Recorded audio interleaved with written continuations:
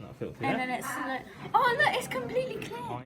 Welcome back to Stanway STEM Club. This week I challenged the students to a task I like to call Pure and Simple, where they are separating out a mixture in the form of a 2-inch ice cube into its constituent parts, okay, using the properties of those parts.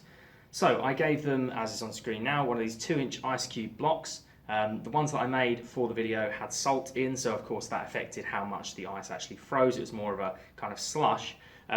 This one I've shown in the picture here, I didn't put salt in just to show you the cube shape, but of course if you put a little bit less salt in, it might freeze a little bit better. Each group got 2 of these, and they were made in these 2-inch ice cube molds here. Within the cube you can see there's some sand, there's some iron filings, there's some 6mm plastic BBs, a bit of salt of course, and the water. So 5 things to separate out. Now the students were given the following equipment. So they had their Bunsen burner set up with a tripod and gauze heat-proof mat and Bunsen burner. Okay. They had a large 250ml beaker that they were given the ice in the first place.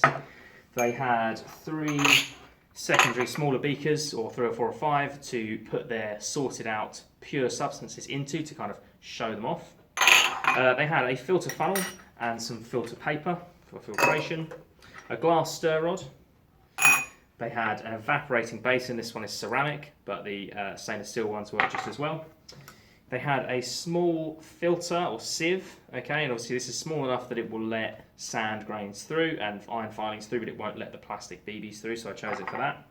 And they had a bar magnet, importantly, for those iron filings. So the interesting thing about this task is seeing how the students approach it. So as a science teacher, you've probably got an idea of your best procedure and your best way through it to maximise sort of how much mess you're making or what logistically should be sorted out first. It's interesting how the students went across it, and then as I went round I asked some of them what they were doing, and it was interesting to see when they kind of realised that maybe they should have done one step before the other.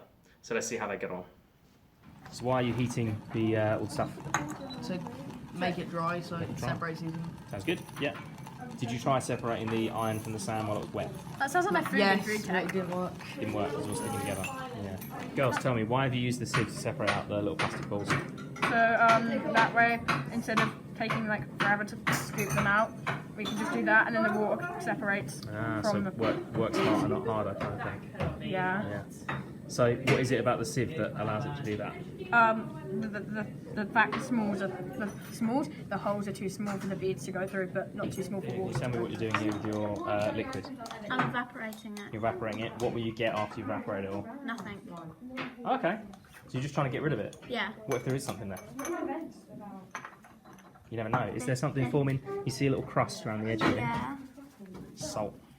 Is it? So yeah, salt is one of the things I want you to get out. Yeah. Wait, I was making So what can you see forming around the edge of your dish? Salt. Yeah. Thank you, Izzy. You're right, salt. So once you've boiled it all the way, there should be quite a bit more salt there, hopefully.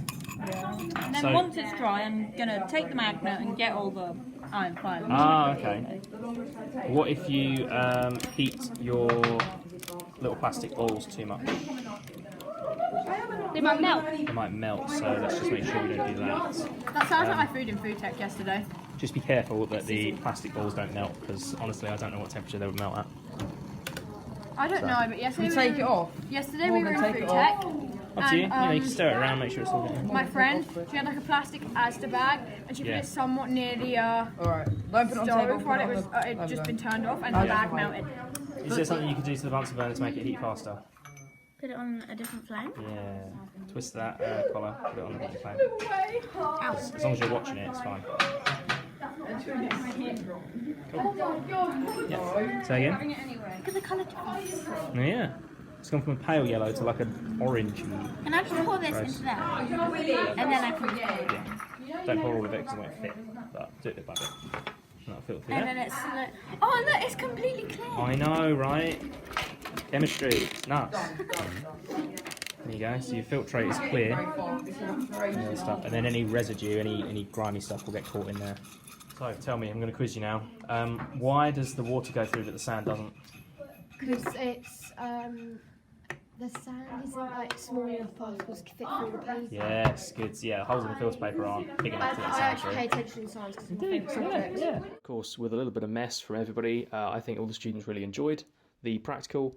and I ran mine as sort of a competition, so it was the team who could not only extract all of the ingredients of the mixture, but who could do it fastest and who could have the purest forms of each. Okay, and you can see some images here. You can see the sand trapped in the filter there, and I really like this last image the best. You can see the sand in the filter, the iron filings in a beaker, the salt's been scraped out the evaporating dish, and then the plastic BB's there, and of course the water has been evaporated away.